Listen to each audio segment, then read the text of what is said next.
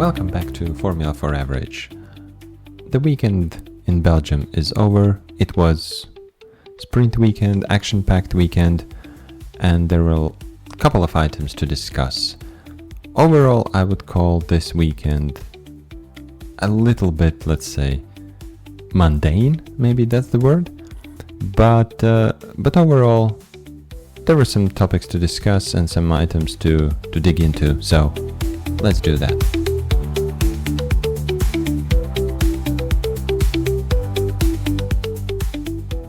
This time I will probably discuss the highlights of different sessions and not go through in a chronological order, but might as well start with some items which happened before the Grand Prix weekend, and that being all the controversy and drama with Red Bull. So it's already old news, but still, Christian Horner, who has been in Red Bull for 20 years or more, is now gone. He was sacked by the board, and his place was taken by Lauren Mekies, who was in the Racing Bulls. Now he is the head of Red Bull Racing, and why it was done, probably nobody knows, or there are a couple of people who knows that, but it's confidential information, of course, and we don't know for sure. There are a couple of versions or opinions why it was done now in the middle of the season, and of course the official statements are that it is due to the results, but what is really behind it? Is it the, let's say, power struggle in the Red Bull mother company? Is it something else? Is it the shareholders? Is it because of Max Verstappen? Is it to keep the Max Verstappen? Is it because Max is leaving? And this is also, we are just speculating at the moment, of course, and all of these rumors and everything is circulating, and we'll see how it develops. Regarding the Max leaving the Red Bull and potentially joining the Mercedes, again, also only speculations there. Most likely scenario at the moment is that for 2026, so next year, there will not be, let's say, any changes in regarding Max Verstappen and Russell and Antonelli. They will stay put in their respective teams. That's the most likely scenario at the moment, how it looks like. However, what will happen in 2027, that's already interesting, because most likely, and that's again only speculation, that most likely Mercedes is discussing with Verstappen joining Mercedes beyond 2026, and I think that will ultimately also be down to the performance of the teams in 2026, as we know that there is a huge regulation coming in, regulation change coming for 2026. So depending on how the teams will perform in 2026, most likely there are some, let's say, works or pre-works being done at the moment. In case this happens, then that happens. In case this happens, then that happens, kind of thing. And that's most likely scenario now, as it seems.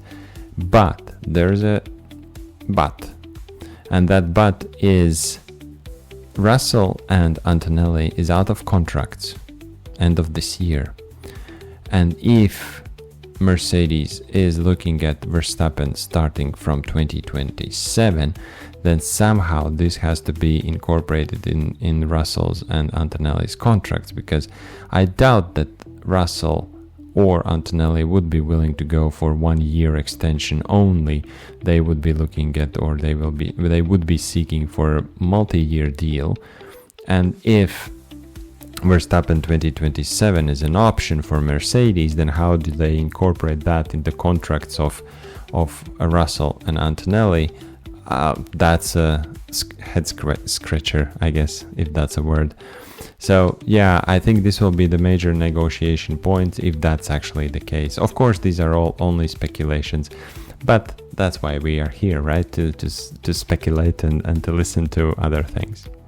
So that's pretty much out of the racing bubble, sort of. That's the hot topic for drivers market for next and probably beyond years. We'll see what will happen. It would be interesting to see, of course, Verstappen in a different team, as it is interesting to see Lewis Hamilton in different team.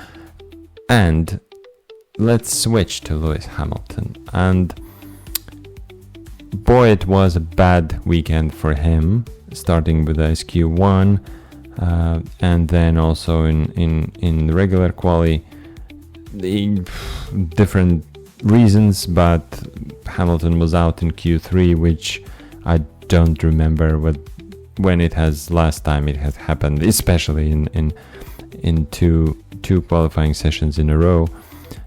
If that has ever happened, I don't know.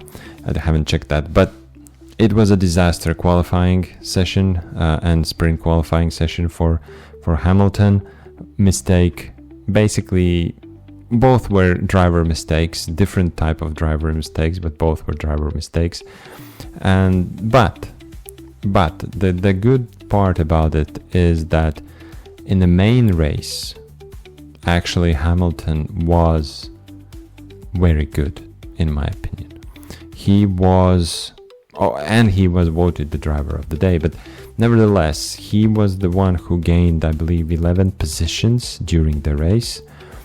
And he this is his strength. He could have a bad qualifying session, and it's not that being out in Q3, but just in general, let's say having a bad quali session and being even, I don't know, P10, P8, whatever is bad for him, for his standards. Probably P1 is only good, everything else is bad. But anyway, even when he is off the pace in quali, he, in most cases, he can deliver in the race. And this is his strength, and I think this is his experience, and of course he is not happy with the car. He cannot get used to some things, and now they had the upgrade package and brake upgrade only with one practice session, and he admitted himself that caught him out in the SQ1. And yeah, but regardless of all these issues, and you can call it if it's an excuse or he's, I don't know, getting too old or whatever. I don't think so. And he cannot get very comfortable with the car. As I talked in the previous podcasts, I think he was not able to get along with his team, at least in this particular race. It didn't seem that they had some issues. I think the strategy was clear. They took a rather bold but also, let's say, conscious decision to pit one of the firsts in the main race, and I think that was the right call. Because of that, he was able to make up some places, and then everybody else followed. So I think in this particular race, he and his team, they clicked, they worked as one finally. The one thing that they have not sorted out, or he has not adapted fully to the car yet, and yeah, those are the things that are still hampering his results.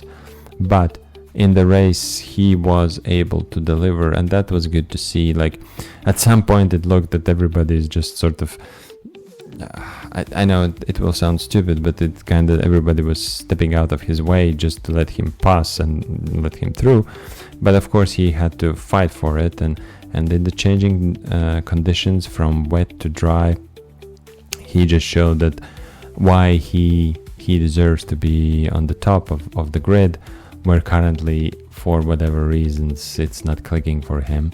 And this weekend he had said it himself, one to forget.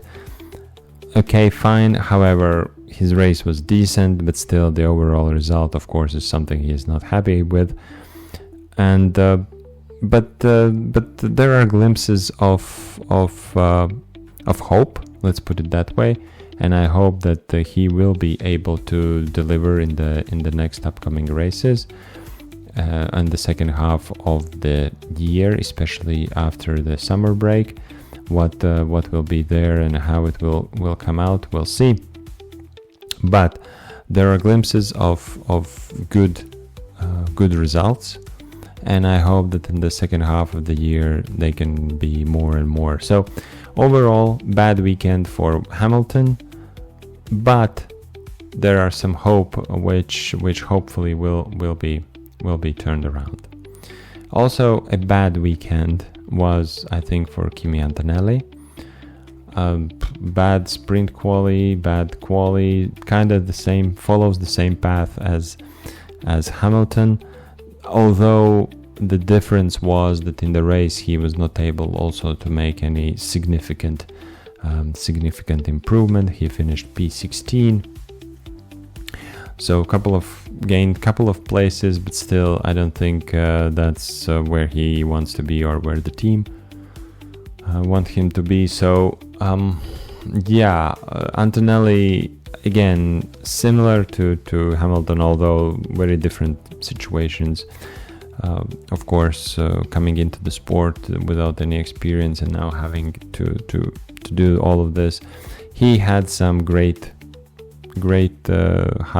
high points, but then also some very bad situations. And I think his form at the moment is not there. He's struggling with confidence. That's how it looks like. He's a talented driver and everything, but at the moment he has a rough patch, and I think it's partly to the youth and to the inexperience. That's what it is. And I hope that if he will be given a chance, with time he will become more solid driver and be able to show the results when he can. But it's not just Antonelli, and also his teammate Russell also admits that the Mercedes has gone in the wrong direction at the moment, and the car is feeling worse and worse. And he said that even though he finished P5 in this race, he said that the car does not deserve to be that high up. So it's something to think about, and Mercedes have been struggling with these ground effect cars, and they still cannot figure out their car and cannot deliver consistently. I think that's the most the biggest issue with the Mercedes at the moment.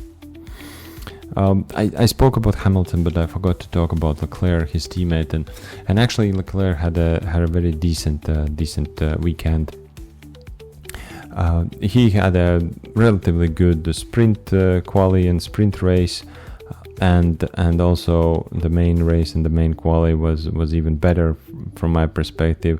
He had to fight back, or he had to defend from Verstappen, and he did it very good in the race, and he drove a solid race, very stable weekend, delivering the results, what matters for Ferrari. So again, very strong performance from Leclerc. And I think with the Leclerc at the moment, he is clicking with the car and everything, but he just needs a better car. And that's on the team at the moment. The Ferrari needs to deliver a better car. Probably not going to happen this year. Hopefully they would be able to challenge at some races for race wins or something, at least podiums. But I don't think that they will be able to pull out some magic I don't know, result and start winning races consistently. I don't think it's only this year. It's only McLaren who can deliver that. And of course we have to talk about McLaren, and again a dominant weekend from them. And once again I will say what I think I said a couple of podcasts ago, that Piastri shows that he is more complete driver. And I think in this particular case, in this weekend, he showed his consistency, and his consistency again won him the race and gave him the second place in the sprint, because he does not make mistakes. He is more calm and more consistent driver. Even in the race, there was episode also Norris made a mistake, and that that allowed Piastri to pull away a couple of seconds again, and he is calm. He's very strategic. I mean Piastri here, and he just delivers when it matters. And even if we look back at Silverstone, yes, he didn't win the race. However, I think he was a better driver on that weekend. Yes, he made a mistake and received an arguable penalty. So there was a penalty and he made a mistake. The arguable part is about how harsh was the penalty. But anyways, what happened. We cannot change that, and he cannot change that. So, but without that penalty, he would have won the British Grand Prix, I think, without any problems. So he is more complete driver. We'll see what will now happen next week when they go to Hungary, which is where he took his first ever win, which was a little bit under this controversy when if we, those who remember, when Norris kinda didn't want to give back the position, and then at the end he gave it back, and then it was kinda ruined. The first win of Oscar Piastri in Formula 1 was ruined by this controversy between the team orders and should Lando do it, should not do it. But we'll see. I think last year McLaren was strong in Budapest, in Hungary, and I don't see a reason why they would not be as strong also this year, or even more strong. And my bet at the moment, after 13 races, so just a little bit more than half a race is done, at the moment I'm calling it, and I'm saying that Piastri will be the world champion this year. He has shown very, very consistent driving this year. Even when the race and quali or whatever is not going towards him, he's still able to deliver a result. He's making way, way less mistakes than his teammate. And realistically, looking at the table at the moment, I think his teammate, meaning Norris, is the only person who can actually challenge him in the drivers' in the drivers' championship.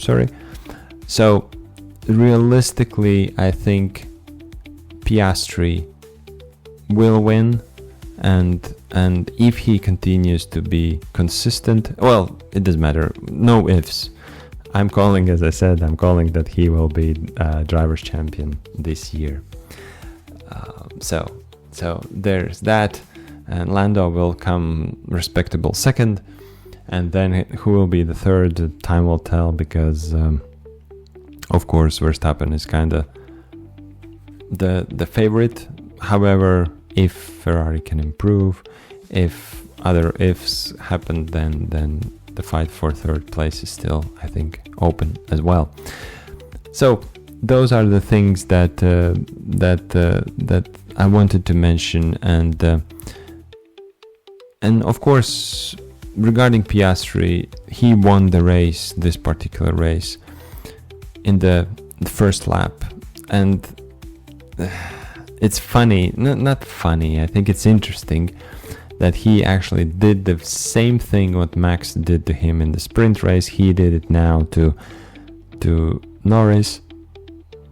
And probably it is what many are saying, that pole position in Spa is not the best place to be, because we saw it this weekend. Because why? And both times when the pole sitter lost the place in the first lap in the same corner, I think it proves the point that you don't want to be the pole sitter in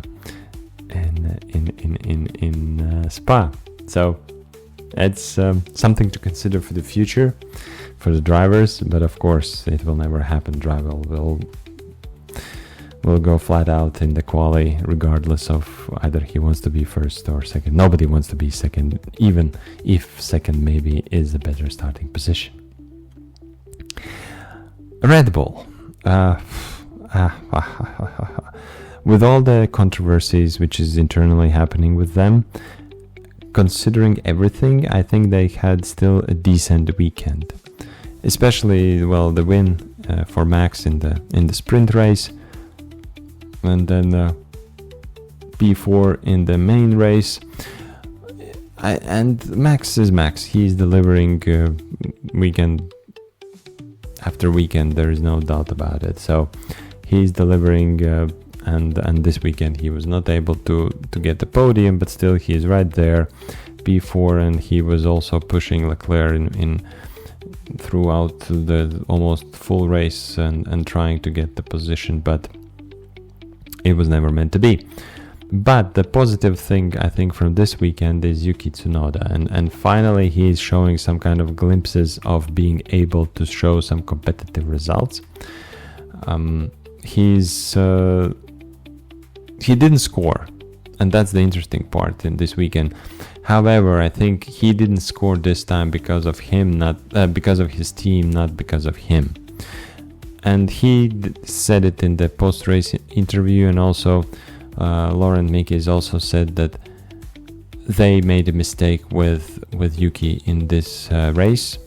They made him pit one lap too late, and that's when he lost 5 positions. So basically he was up for the points, but because of late call, basically what happened was that the team was ready to take him or call him in for a pit stop, and the crew was ready already, but the call to Yuki came after he had crossed the pit entry lane, which is an oversight from the team. That's all. Somebody didn't do his job. That's simple as that, and because of that Yuki didn't score points. But as I said, overall I think this weekend for Yuki was way better and way more impressive than previous races. And I don't know if it's change of Horner to Mekies or I don't know what it is, but he is this weekend he was decent, and of course he still has to start scoring points, which is kind of important. But this was already a step up from his side. Next team, Williams. Again, they are one of the teams who is struggling with consistency. And when they can deliver, I think and this was one of the weekends in my opinion, then their car and their drivers are good. And this is what happened this weekend, especially of course with Albon in the main race and with Sainz in the sprint race. So they kind of swapped positions. So in sprint race Sainz was good and Albon struggled, and in the main race it was the opposite. Albon did good and Sainz was struggling. So I think Williams' main problem is the consistency at the moment. They cannot perform every weekend, but when they can perform, they have a decent car, and they should be able to score more frequently. And they had some rough patches. I remember they had a very rough patch last year. Then also this year they had some bad races. So good to see that some of the bottom end or midfield cars are there to fight, and Albon delivered this race and was able also to protect the position from Hamilton, who was not able to. At some point it looked like Hamilton will overtake Albon without any issues. However, it didn't happen, and then the gap between them, it kind of bounced between 0.5 seconds to 1.3, 1 point something seconds. So, and it seemed that Hamilton just basically his tires were gone and he was not able to deliver the results anymore, or the lap time, or the speed. He didn't have it anymore. So up until that moment when he caught Albon, it looked that Hamilton would be able to storm through the field, but getting to Albon, basically that was it, and he was not able to do any progress there, and Albon did a very good defending, so that was good to see. Racing Bulls, I don't know what to tell about them. Mediocre, that's the word that comes to my mind. Hajar apparently had some issue with the car, either with the power unit or something. So he qualified very good, both of them in Q3, in the main race, P8, P9, respectively, Hajar and Lawson. But then in the race, Lawson was able to get some points, finishing P8, but Hajar finished dead last, and was managing some engine issue, as he admitted. So it was a pretty disastrous weekend for Hajar as well. Although in the sprint race he got 1 point, but in the main race he was nowhere. And then maybe very quickly another team, two more teams to mention, I guess, Haas and Kick Sauber. So starting with Haas, they have finally figured out the qualifying. However, their race sort of run away from them this weekend, and when it's actually quite the opposite, they qualify very bad and then they are decent in the race. In this case, they were decent in the qualifying, although they were just outside Q3. But overall, I think in the race it was just wrong calls, especially for Ocon, and he admitted himself that no. They have to review what they did, and they have to understand why they did the things what they did. But at the moment, it didn't look good for them. And Kick Sauber, very quickly, Bortoleto, decent result. Hulkenberg, unfortunately out of points, but there was nothing much I guess he could do about it, because his tires were gone, so he had to do additional pit stop, which cost him a couple of positions and ultimately dropping out of the points. Should have he's continued and stayed out and tried to go until the end, maybe, but as he said it himself, his tires were gone, so he had to do something. And sort of more usual result for Kick Sauber, but with Bortoleto finishing P9, so they also got 2 points on the board, so that's good for them. And Alpine and Aston Martin, not much to discuss. I think they are weak, exception maybe Gasly, who was able to actually score 1 point in the race, but other than that, both of those teams and they just look bad. So looking at the championship now, what we see here is that Piastri and Norris is dominant ahead. There's nothing much they could or anybody can do at the moment to them. So Piastri being 266 points, with Norris having 250 points, meaning 16-point advantage to Piastri. Then comes Verstappen with 185 points, so that's 65 points behind Norris. And then respectively Russell, Leclerc, Hamilton, Antonelli. And Antonelli is already far back. So no changes in the order this weekend. It pretty much stays as is. Piastri extends his lead a little bit. And as I said, world champion this year. That's my guess, and that's my prediction at the moment. And looking at the constructors, well, nothing you can do to the strong team. So being McLaren, you don't have to worry about anything. I think this year they are leading with 516 points, very well ahead of Ferrari, who is next, and Ferrari having 248 points, and then comes Mercedes with 220, and then Red Bull with 192. So as I said, McLaren is unreachable. They are the constructors champions already, in my opinion. So that's done.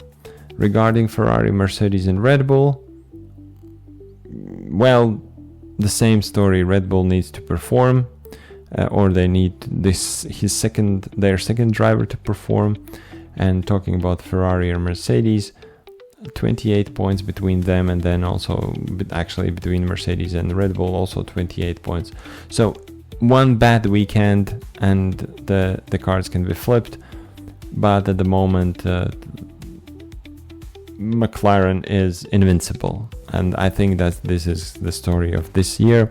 We have to accept it, even though probably somebody else will still win some races and they will not win everything, but they are in such a strong position, and the main thing for McLaren is that both drivers are scoring points, and that's, I think, the most important thing from constructors' perspective.